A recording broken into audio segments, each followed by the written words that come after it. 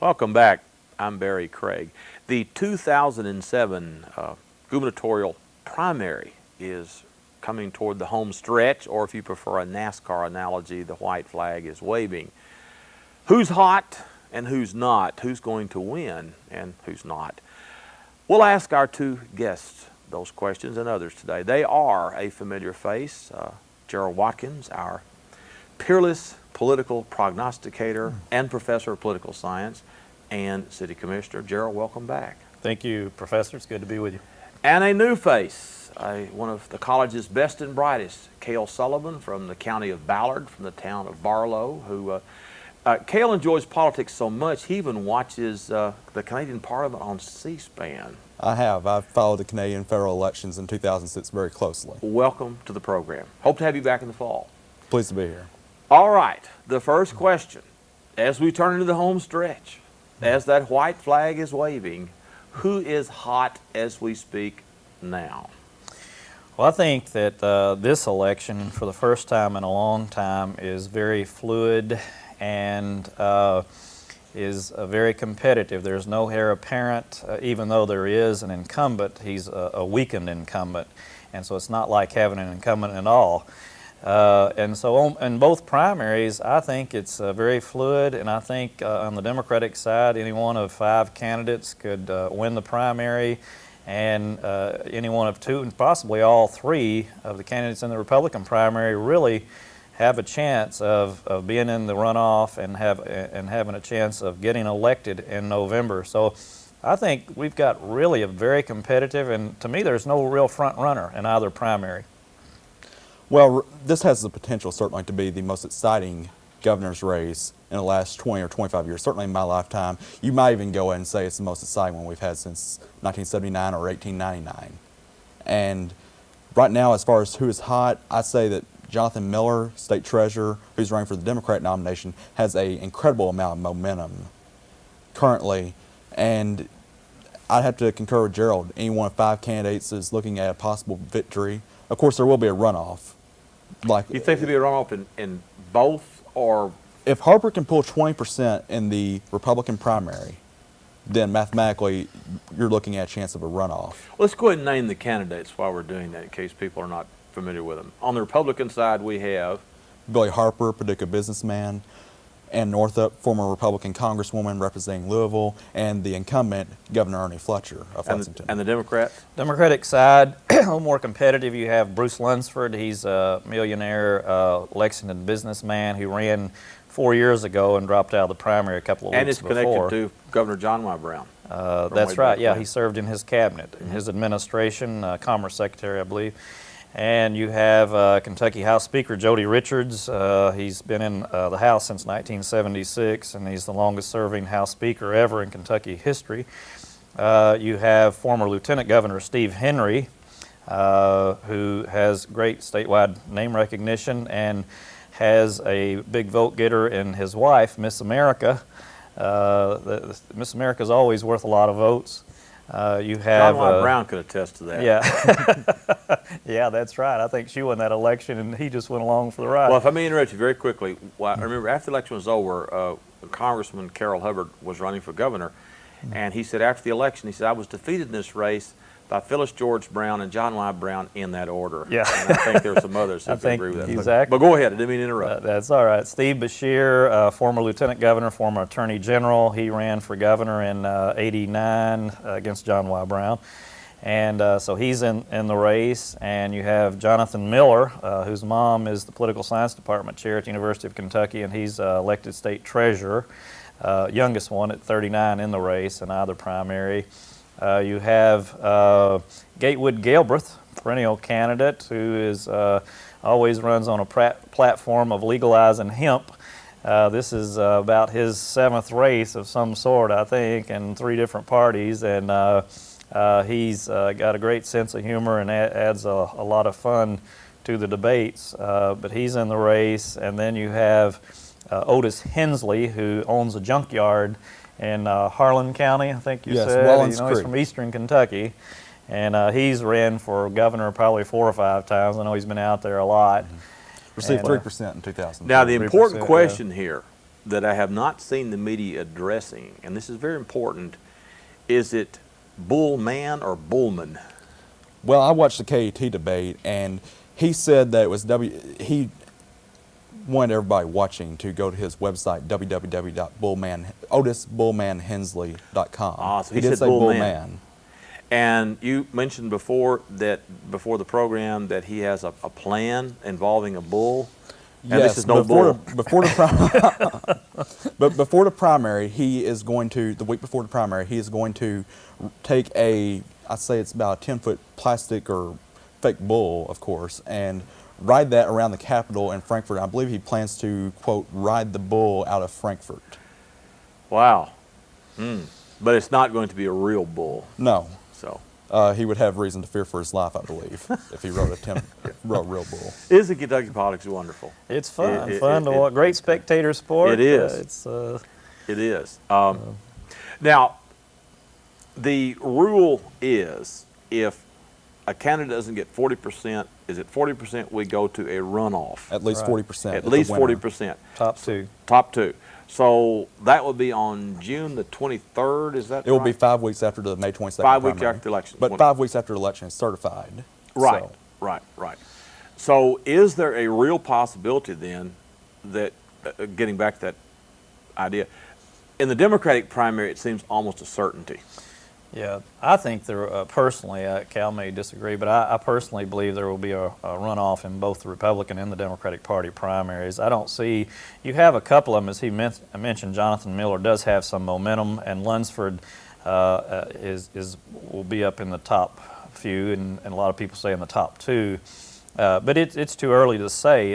There's still some time left between now and the election. Most of the money hasn't been spent, and a lot can happen in a short period of time. And so no one candidate in either primary, I don't believe, certainly not the Democratic primary, but I don't even think in the Republican, because Billy Harper, he spent $4.6 million so far. He's got deep pockets. He said he'll spend whatever it takes to win.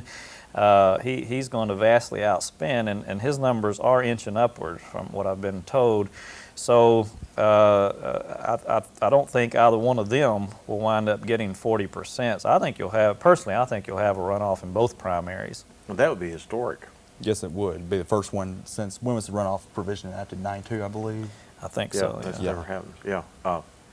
Well, now that we've got the candidates named and now that we've got the mechanism in place, let's have a fearless forecast as to what, if it goes to a runoff, what two candidates do we have on the Republican side and the Democratic side? And in order, 1 and 2, finish. Well, I think if there's going to be a runoff on the Republican side, I expect it'll be Fletcher and Northup. In that order. Yes, I believe Fletcher may eke out maybe like a 2% lead when the polls close on May 22nd. That's possible because Fletcher still has a lot of loyal, very strong Oh, supporters. he's an incumbent, and that has a certain built-in factor. Gerald, on the Democratic side, if you absolutely had to say 1 and 2 in that finish. Well, right now, and it's so fluid, it can change. But right now, if today the election were held, I would say that Bruce Lunsford and Jonathan Miller would probably be the top two. Jonathan's the youngest. He's got a lot of good ideas. He's done some very innovative things while he's been in office. The Keys program has brought him a lot of it support. gets him a lot of support, and he's got a good brain, and he comes up with these innovative ideas that no one else thinks of that are good, things to apply. And so I think Jonathan probably has a little more momentum than anyone else. Lunsford has a lot of money. He's successful, and he has a lot of support statewide from some established politicians. Julian Carroll among them, former governor. Yeah, that's right. Julian Carroll supporting him, and that counts for something. Of the other ones, I think they'll all run close. Steve Henry has been running pretty tight, and like I say, when you have Miss America on your arm, and he's a surgeon, he's had some problems in the past, which may prevent him from being in the top two. Some negative press, and House Speaker Jody Richards, you'd think would have some momentum going in. He's from Bowling Green, seems to be the only candidate from this side of Lexington and Louisville, and but hasn't really caught fire yet. Doesn't mean he won't, but hasn't. And of course, Gatewood Galbraith and Bullman Hensley are going to be in single digits, probably both under 5%, so they won't really be a factor. But and Steve Beshear, he's got a great running mate, and Dr. Daniel Mangiardo, who ran a heck of a race for the U.S. Senate against Jim Bunning last time. So you really have 4 potential, but if I were put on the spot right now, I'd say Jonathan Miller and Bruce Lunsford would be the top 2 on the Democratic side. Now, it's been my impression, and of course impressions can always be wrong, but in traveling throughout western Kentucky at least, I do not see yard signs sprouting like dandelions this spring. I don't see a lot of bumper stickers. I don't detect a lot of interest in this election. Am I wrong about that? Well, there is a certain amount of voter apathy that has to be overcome in a primary. Kentucky primaries can register about as low as 15% turnout, no higher than 30 to 40 usually. There is not a lot of voter interest, and mainly that's because you have 7 candidates in the Democratic primary, 5 who are viable, 3 are viable in the Republican side.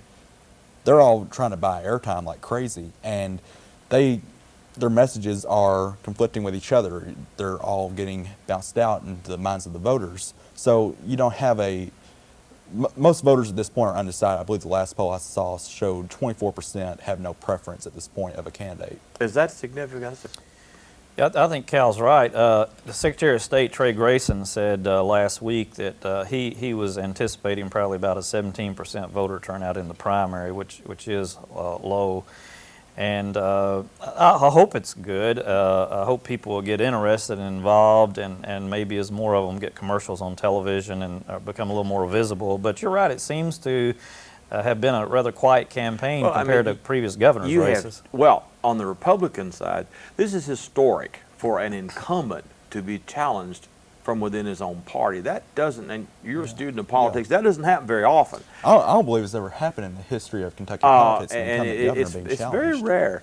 And then on the other hand, you have 7 Democrats. You would think with all of the just sheer bodies alone, you would have this. But in traveling, and I haven't been in central Kentucky, eastern Kentucky lately, but I don't see around here this huge interest in this election.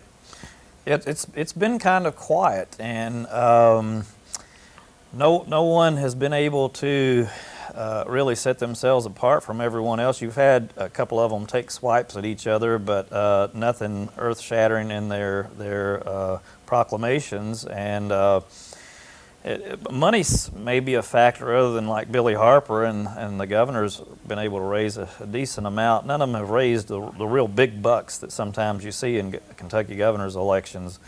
And that may be part of it. And we did have a debate here with all the candidates, but other than that, a lot of them. That was quite a coup for Paducah to get all of them, or almost all of them down here. All of them. Bullman didn't make it. Bullman didn't or make it. Bullman, sorry. Bullman.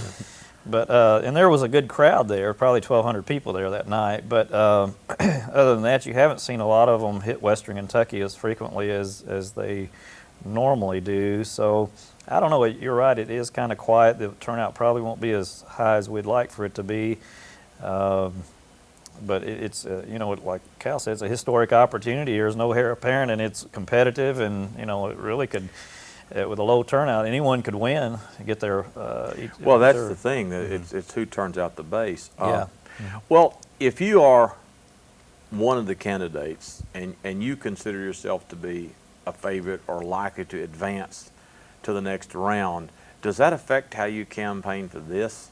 Oh, yes, it does, absolutely. You don't want to go out and say something that would have a great impact upon your base as far as turnout and would turn off most of your independent or Republican voters who you're going to need in order to be able to win the general election. But what I meant was if it goes to a runoff, I mean, are some of these candidates calculating, okay, I may make the runoff, do I have to do things differently? Well, I've heard in a Courier-Journal article that the goal of every candidate is to finish second to Steve Henry right now. That is the way that people are looking at this, that they want to just make it into the runoff. They don't care. Well, obviously, they want to have the highest percentage of votes, but they just want to make it to the runoff because everybody believes in the Democratic feel that there will be a runoff? I think they're campaigning carefully and kind of defensively, and not really sticking their head out there a lot, other than Jonathan Miller with some ideas probably, as far as coming up with some new, could be controversial program or platform idea, that they seem to be running a kind of a cautious campaign to make that the playoff, I started to say. Yeah, runoff. well, it is. It's a playoff. Yeah. Yeah. On the Republican side, once again, for an incumbent to have two challengers, let's say that 2 out of the 3, well, obviously, they advance to a runoff. What would that do to party unity in the fall, in that Northrop and Harper had at least enough disdain for the governor to run against him? Will that be harder for them to pull the party back together than, say, the Democrats, where you've got it's an open shot anyway? Well, right now what we're looking at is a divided Republican Party. You have the McConnell wing, which view Mitch McConnell, Senate Minority Leader, as their leader. And you have allies of Governor Fletcher. And many Republicans feel like Mitch McConnell influenced Northup and Harper and tried to influence others to jump in the race against Fletcher just because of a pure dislike and because he felt that Fletcher was vulnerable because of his political problems. But now, wasn't Fletcher more or less McConnell's handpicked choice to run? He was in 2003, but there's a old saying that you dance with the ones that brung you. And supporters of McConnell feel like Fletcher hasn't done that. He's went and gotten himself indicted and, found all sorts of trouble during his 4-year term. And there's supporters of Fletcher who feel like McConnell has betrayed the party. Yeah, there seem to be a lot of Republicans who are kind of waiting on McConnell to do something in this election and this race, and give him a hint of who he's supporting. And he seems to be willing and determined at this point just stay out of it, and just whatever happens at this point. But yeah, I think he would like to see a different nominee, but he realizes probably that the governor's does have some strength, and he'll be in the top 2. Well, let's say again, this is pure speculation, which is the most fun of all. Let us say that Governor Fletcher survives. He advances to the runoff. He wins the runoff. He advances to the fall as the standard bearer of the GOP. What is the possibility of either Harper or Northup running as an independent against him?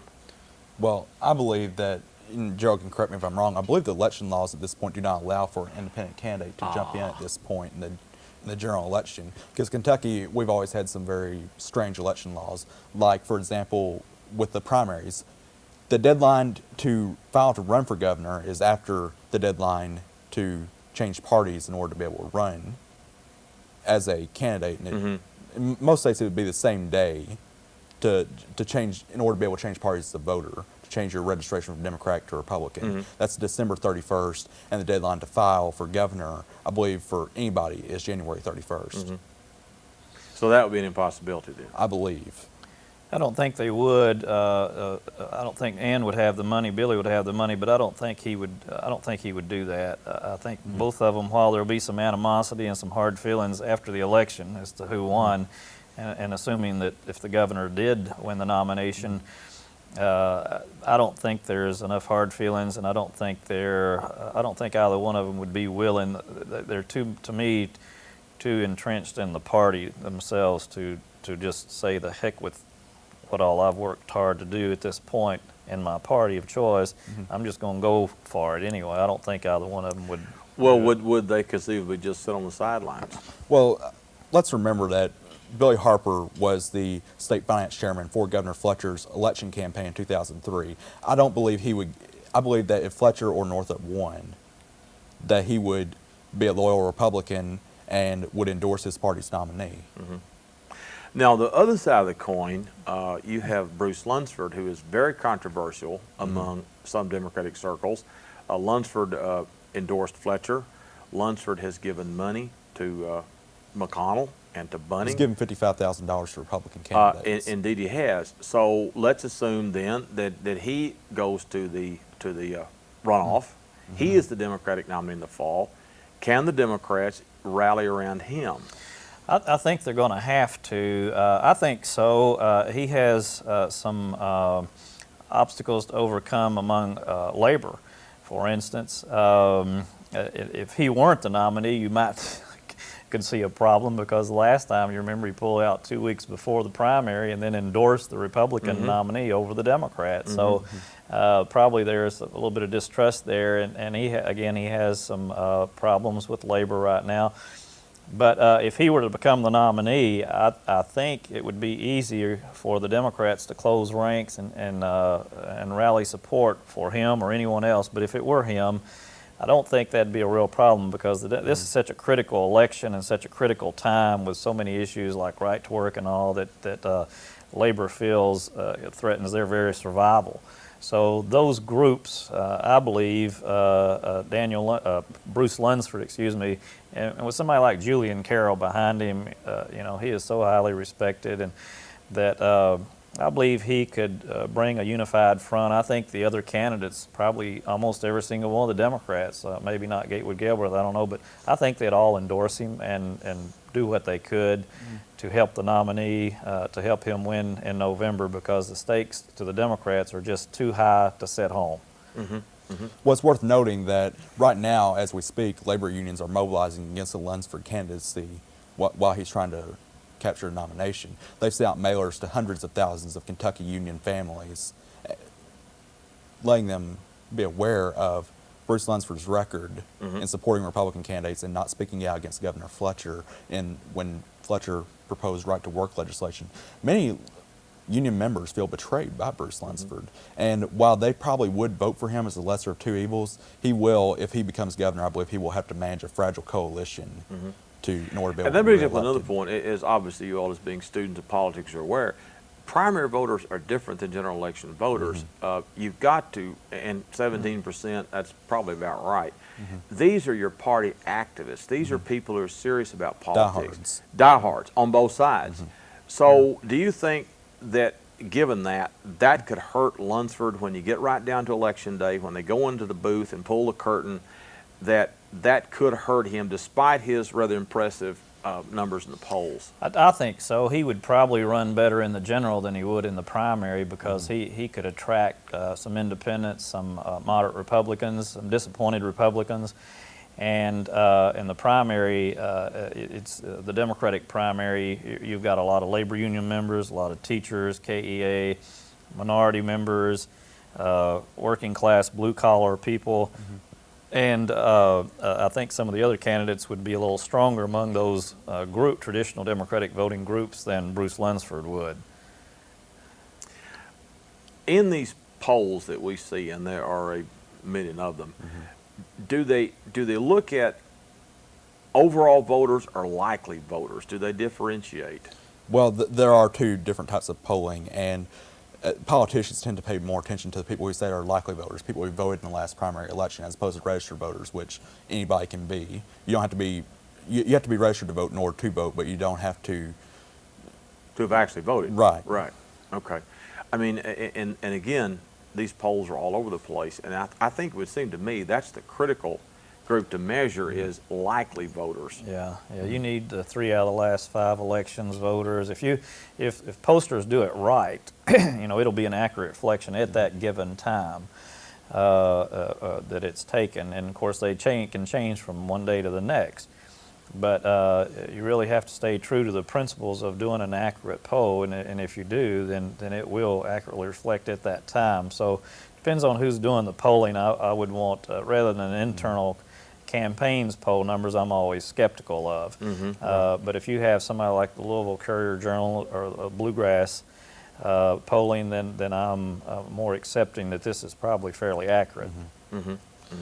But public polls, they do calculate for the margin of error and stuff though too. Internal numbers are it's a tricky thing, because internal numbers, they're likely to be plus or minus 1%. But the thing is, you have to calculate whether or not the candidate, when they release those internal poll numbers, is boosting up their numbers and driving down everybody else's. Rule of thumb I usually use with internal numbers is take the candidate who released those internal numbers, take that candidate's internal numbers, drive down his percentage 3 points, drive everybody else's up 3. Going back to the debate in Paducah, no one on either side delivered a knockout blow, did they? It was just. No, I thought they all did a good job, and but it was kind of fast moving, kind of like the debate last night. They described it as fast and furious. I thought Gatewood was humorous. The rest of them, I thought, all did really a good job. No Did one, anybody get off a memorable shot, a quip that they could use in commercials or use later on? Well, I remember in the KET debate that happened before, it happened on the Monday before our debate here in Paducah, Jonathan Miller described, and Bullman Hensley was there, just to let you know, he described the other candidates as a six-pack of Fletcher Light, while his exact quote was, you can either have a six-pack of Fletcher Light or you can have Miller Genuine. That's pretty good. That's good. Any of that in Paducah? Jonathan Miller did say one time, he said, it's time for a Miller. Gatewood made some accusations. He just said that Bruce Lunsford was trying to buy the election like previous governors had. And then he brought up Steve Henry's past problems about being investigated and really tried to make a point about those, trying to knock those two guys out of the running, I guess, to some degree. But they were basically kind to each other, and I thought they all really did a good job. I don't remember, there were no knockout punches, but no one made any fatal mistakes either. I thought they all did a good job. So like you said earlier, probably it's just going to, well, the money spent will be a factor. Jonathan's ideas, he's done, I think that's helping him, no doubt. But it's whoever turns out their base, whoever gets their supporters to the polls. Do you suppose with just a day or two left, 3 or 4 days left, they'll try a media blitz? All of a sudden, this will be there, or are we pretty well seeing the pattern from here to the end? Well, I suppose a lot of candidates that you haven't seen on the television yet, like Jody Richards hasn't bought any media yet, although he's planning to. Steve Beshear, I believe, is planning to buy $564,000 worth of media. It's also worth noting that Kentucky is a very expensive state to buy media in, because you have to buy it in Paducah, Harrisburg, Cape Girardeau, Nashville, the Tri-Cities in Tennessee, I believe in Knoxville too. You have to buy in Huntington, you have to buy in Eastern Virginia, Evansville, you have to buy in Cincinnati. Sure. Not to mention all your in-state media in Louisville, Lexington, Bowling Green, that sort of thing, in order to be able to get full market penetration. So you really got to watch your coins. But I do think this will be an interesting election, because that before the campaign began, all of the Democratic candidates signed a pledge that they would conduct a positive, issues-oriented campaign. And I don't believe we will see a repeat of the 2003 race, which became an utter bloodbath. We're going to have to leave it there. Thank you all for coming. Let's get together again in the fall and talk some more about this, because it will. But then we will know whether you're right or wrong, and I'll try to bring up who you said you were supporting, or who would win and who wouldn't. So if I can remember that. See what our one-loss record was. There you are. I'm Barry Craig. My guests were Gerald Watkins and Cale Sullivan. Thank you for joining us, and we will see you next time.